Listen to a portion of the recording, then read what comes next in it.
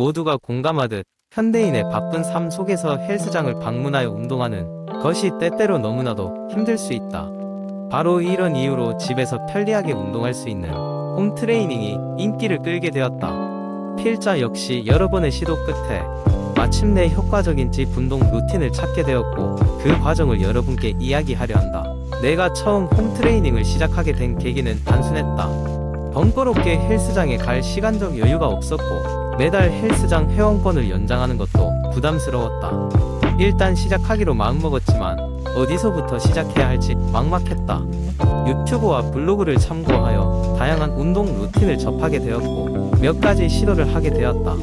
첫 번째로 도전한 것은 메타볼릭 서킷 트레이닝이었다.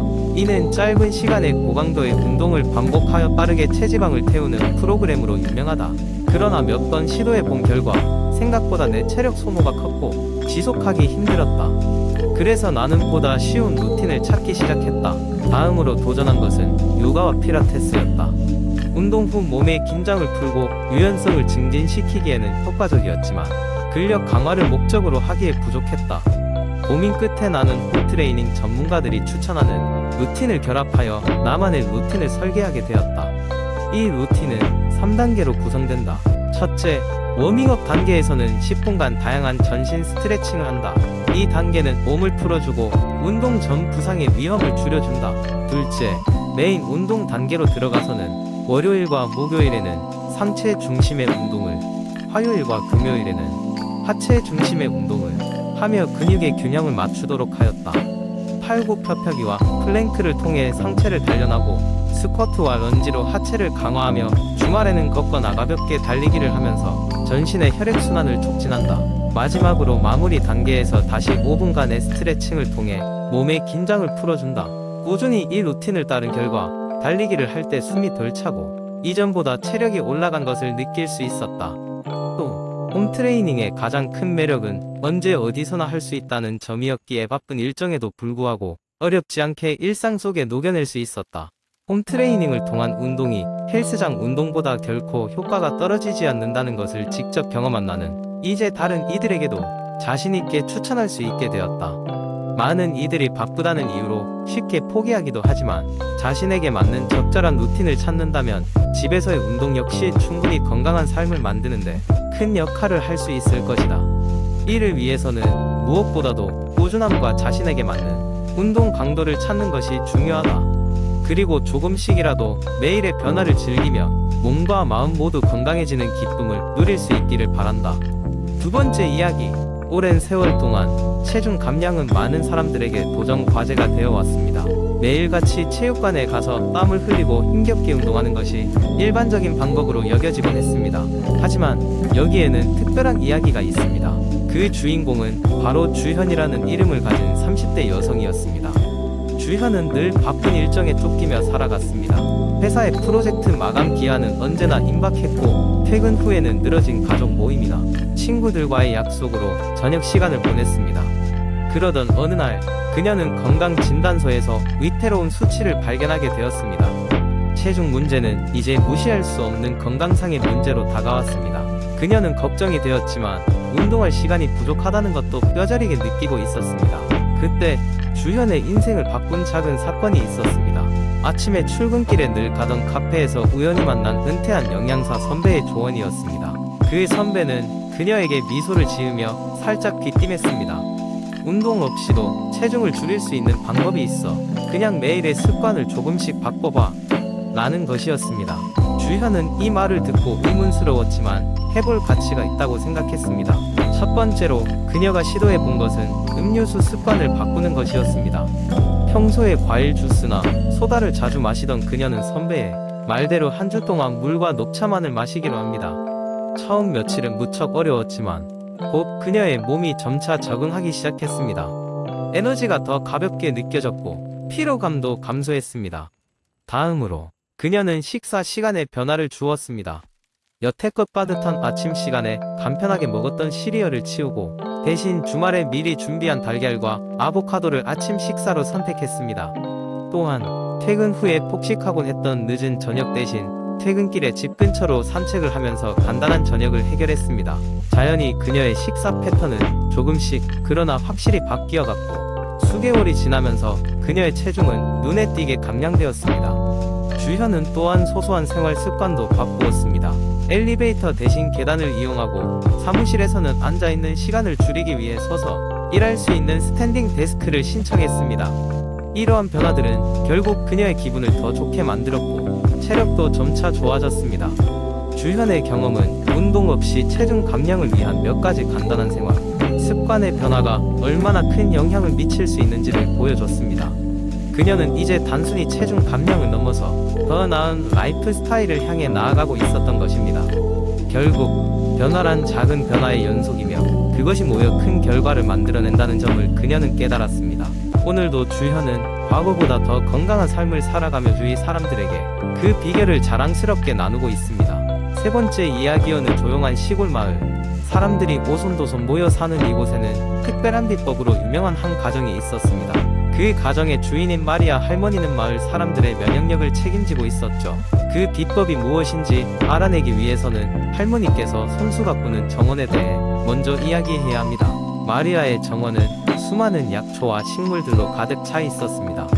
각기 다른 식물들은 특별한 목적을 가지고 있었죠.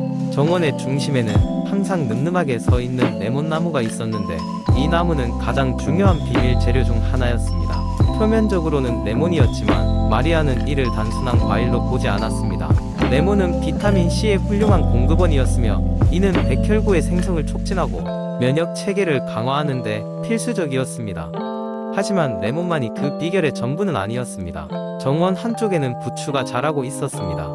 알리신이라는 강력한 항균 성분이 풍부한 부추는 면역력을 높이는 데 탁월했습니다.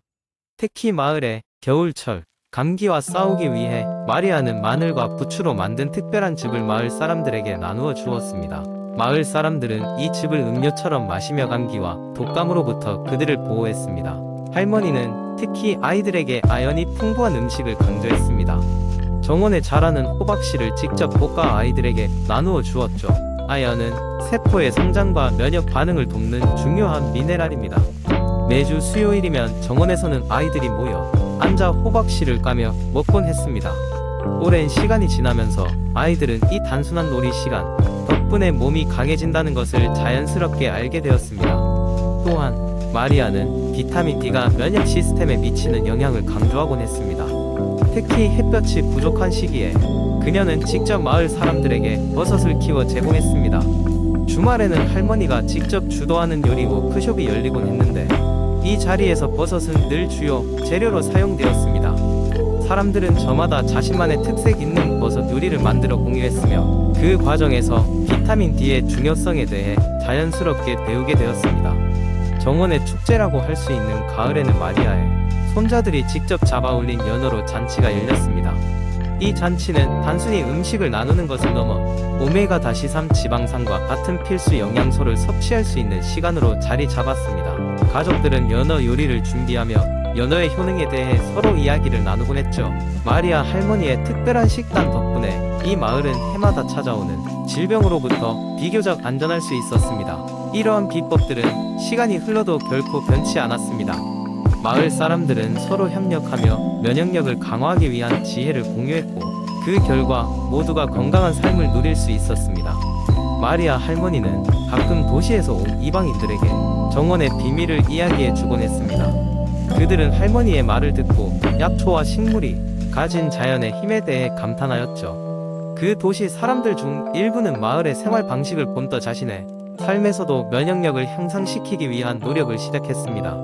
이 이야기는 결국 면역력 향상에 중요한 필수 영양소들이 우리의 주변에 얼마나 쉽게 존재하고 있는지를 일깨워 주었습니다.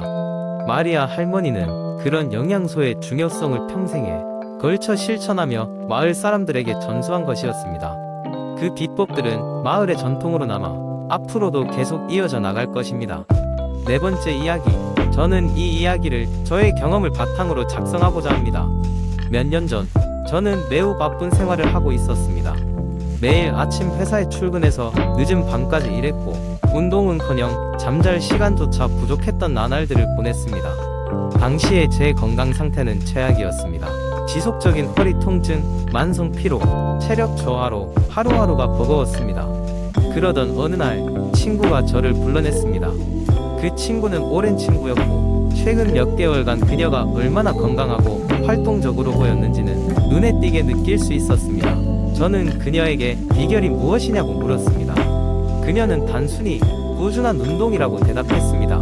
그녀는 매일 아침 30분씩 조깅을 하고 주말마다 하이킹이나 자전거 타기 같은 야외 활동을 즐긴다고 했습니다. 그녀 이야기에 영감을 받은 저는 바로 그 주말부터 조깅을 시작했습니다. 처음에는 정말 힘들었습니다. 5분만 달려도 숨이 차고 다리가 무거웠습니다. 하지만 포기하지 않기로 결심하고 매일 조금씩 시간을 늘려갔습니다.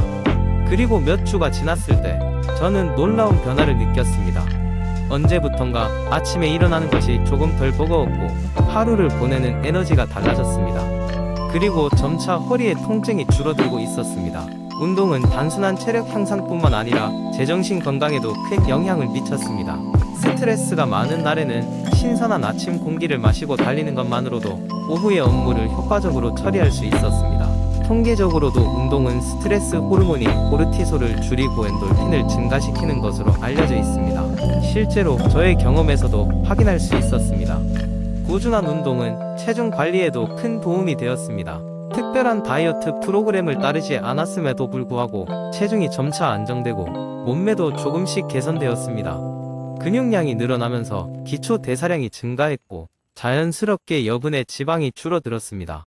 이러한 결과는 결국 제 자신에게 큰 자신감을 되찾는 데에도 기여했습니다. 이 경험을 통해 저는 꾸준한 운동의 중요성을 절실히 깨달았습니다. 그 효과는 단순히 육체적 결과에 그치지 않고 제 삶 전반에 긍정적인 영향을 미쳤기 때문입니다. 차분하게 숨을 고르고 내일의 더 나은 나를 위해 매일 조금씩 노력하는 습관이 얼마나 위대한 성과를 이뤄낼 수 있는지를 깨달은 것이었죠. 저는 지금도 하루의 일과를 시작하기 전 아니면 하루를 마무리하기 전에 꼭 짧은 달리기를 하고 있습니다. 그리고 이 이야기를 통해 다른 이들에게도 꾸준한 운동의 중요성을 전하고 싶습니다. 누구나 바쁜 생활을 하다 보면 운동을 미루게 되기 쉽지만 매일 짧은 시간이라도 자신을 위해 보내는 것이 얼마나 큰 가치를 가지는지를 잊지 말았으면 좋겠습니다.